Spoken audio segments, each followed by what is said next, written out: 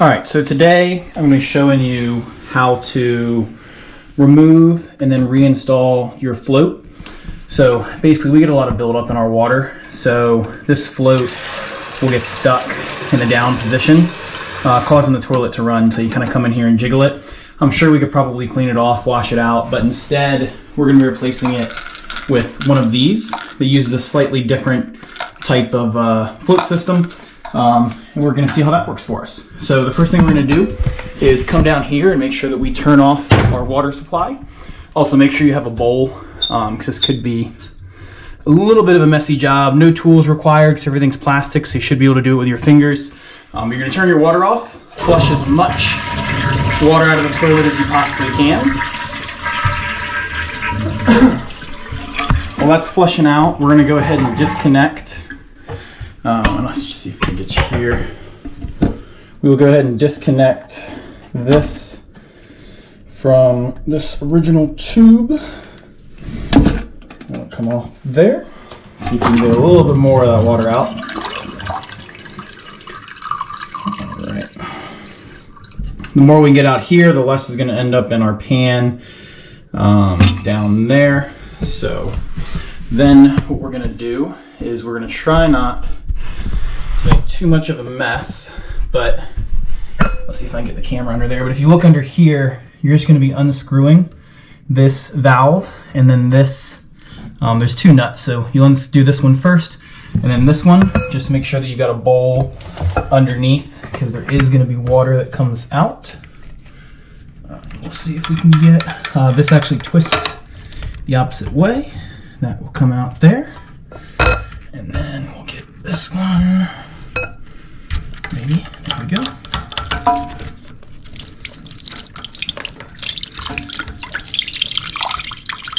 And we caught most of it, so we'll call that a win. Oops, more coming out.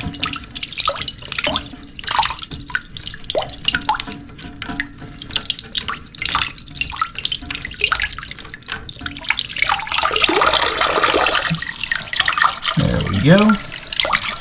Give that a second to drain there. Get this away so it goes down the street.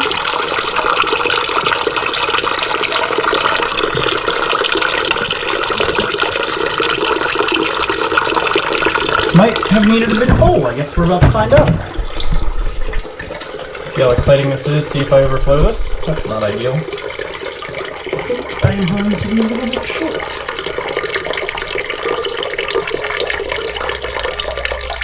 Oh, or not. Or we're going to hit it perfectly. Look at that luck there. Alright, so once that's done, all you're going to do is you're just going to grab your old float and pull it out. Just to kind of make sure that both of these guys are the same size. We can actually twist this one up and kind of compare water level. That actually might be okay as is. Let's see.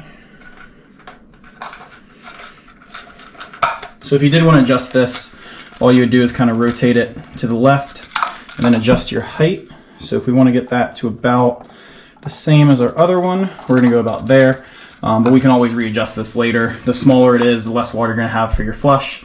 So you could save a little bit of water, but also the harder it's going to be to get stuff down. So we will take this and insert it into that same hole the other one came out of.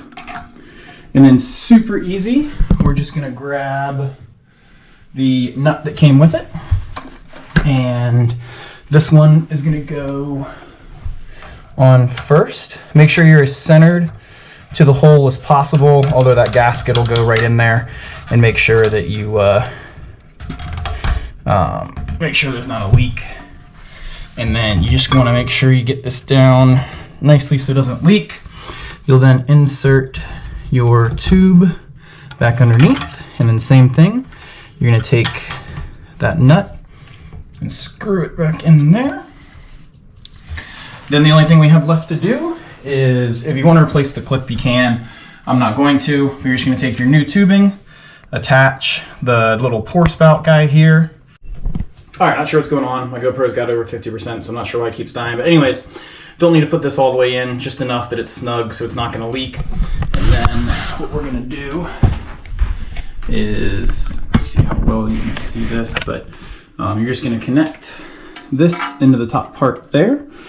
Just careful, it's a little, it's tough to get on, but this is also a little loose. So you want to hold one with one hand and then just slide that on as far as it will go. Then you're going to take this guy and clip him right back there. If you wanted to, you could probably cut this tube a little bit shorter, since it is a little long there, and then just snip it, and then it won't have to be as far, but I'm not going to do that for this video. Then just turn your water back on.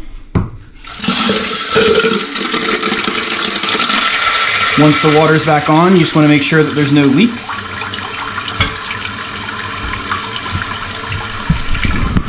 So when you check underneath, well, let's see if I can get this down, but you just want to check underneath here, make sure there's no water dripping. If there is, you're just going to tighten those, and then we'll just let this fill up and see if it stops correctly and if it's able to flush. So we'll give it a minute here.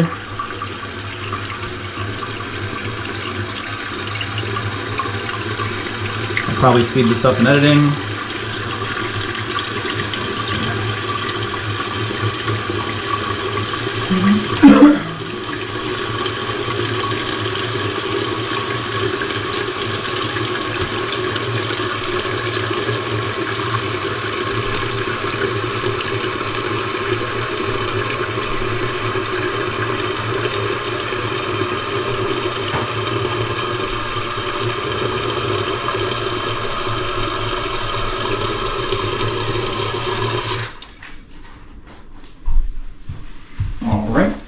So we are full there. I kind of like where that level's at, so it's good.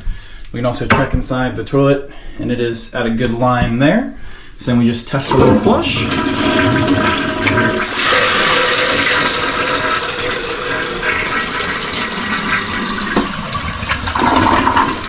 And we are good. So that's how you replace your plug.